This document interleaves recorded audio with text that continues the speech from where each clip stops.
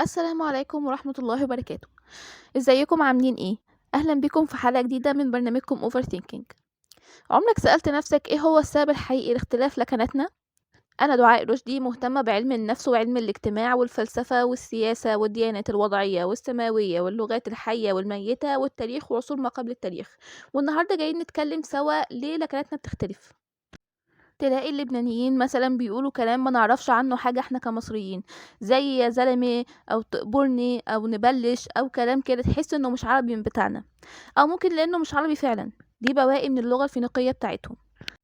برضو عندنا احنا كمان كمصريين تلاقينا بنقول كلام ممكن احنا كمصريين عرب مش فاهمين ده ايه، او فاهمينها بالتبعية او عرفنا اللفظة دي بالاتفاق بس كده. زي مثلا كلمة قوطة اللي هي يعني طماطم بالقبطي، او لما تسمع حد في الشارع بيقول للتاني يا ابني الايه. الايه دي هي البقرة بالمصري القديمة او بالقبطي. يعني عموما احنا كعرب او كأي شعوب تانية بتتكلم نفس اللغة زي بعض هتلاقي في اختلاف لكنات بينهم. وبغض النظر عن ان اللغة دي انتشرت لاسباب زي الاحتلال، زي استراليا وامريكا كده، او لاسباب الفتح زي عندنا احنا كعرب. وفي النهاية هتلاقي لغتهم الميتة برضو ظهرت في الصورة وبترحب بيكم وبتقول لكم انا لسه موجودة في التراث بتاعكم حتى لو كنت مت. ودلوقتي أنا باتكلم على تأثير اللغات الميتة والقديمة على أصحاب الأرض اللي ساكنين عليها، مش باتكلم على الشخص اللي بيتعلم لغة تانية. لأن في الحالة دي اللكنة اللي هو بيتكلمها هتكون بسبب لغته الأم اللي انفطم عليها من وهو صغير، مش لغته الميتة.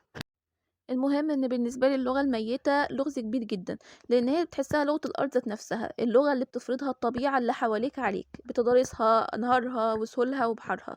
هي ليها تاثير كبير علينا في حياتنا اليوميه، وبالتالي بتأثر علينا في طريقة كلامنا وفي ألفاظنا لحد ما تكمل تكوين الجرامر بتاعنا والقواعد اللي بنتكلم بيها. ودلوقتي لو احنا جينا اتكلمنا عن اللغات الوسيطة أو اللغات اللي بدأت تظهر وتتكون بعد ما العالم القديم انتهى، يعني بدأت تظهر على مشارف العصور الوسطى زي اللغة العربية، هتلاقيها برضو متأثرة جدا بتاريخ الأرض اللي ظهرت فيها وباللغة الميتة بتاعت المكان اللي نشأت فيه. يعني مثلا هتلاقي عندك اللغة العربية ظهرت زي ما احنا عارفين في شبه الجزيرة العربية اللي هي مهبط أو معبر التجارة اللي جاية من الهند والشرق الأقصى ورايحة على الشام ومصر وأوروبا وأفريقيا بقى كله. فلك أن تتخيل كمية الثراء اللي هي كانت عايشة فيه. يعني حضرتك مع وجود كل اللغات دي والأجناس اللي بتتردد على أرضها، يعني كمان بغض النظر عن اللغات بتاعة الشرق الأقصى وأوروبا، هي اتكونت أكتر من اللغات الميتة بتاعة الدول اللي حواليها من الشرق الأدنى.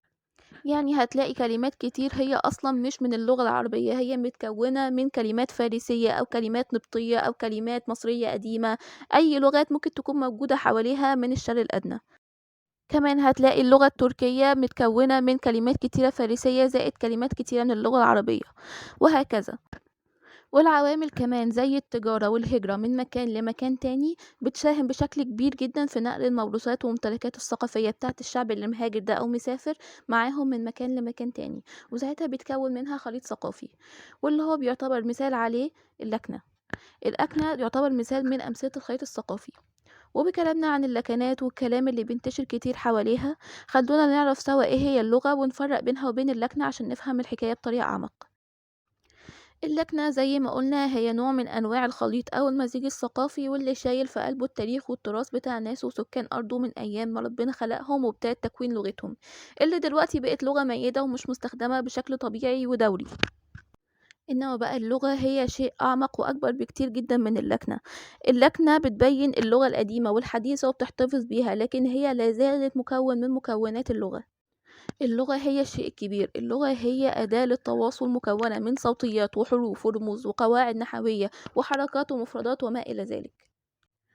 يعني أنا دلوقتي لو جيت قلت لكم إننا بنتكلم فرنساوي من غير ما نحس، يعني إحنا بنقول كرواسون وبنقول بيتيبان وبنقول ملفيه، بنقول جرسون، بنقول تابلو، بنقول ديريكسيو، بنقول كل المفردات اللي عندنا من الاحتكاك الثقافي بالفرنسويين. في ناس هتفرح وهتفتخر بنفسها لان هي انضمت للثقافة الفرنسية لما اقول لها كده، وفي ناس هيبقى بالنسبة لها عادي، يعني مش فارقة معاها قبل المعلومة دي زي بعد المعلومة. وناس تانية هتضايق عينيها وهتقولي ازاي يعني يا انسة، دول هما كام كلمة اللي عارفينهم بس، وكمان حتى لو عرفنا كل الكلمات اللي في اللغة الفرنسية عن ظهر قلب برضو مش هنبقى فرنساويين او مش هنبقى بنتكلم فرنساوي صح، لان اللغة اكتر بكتير جدا من مفردات، ومحتاجين عشان نوظف المفردات دي محتاجين قواعد.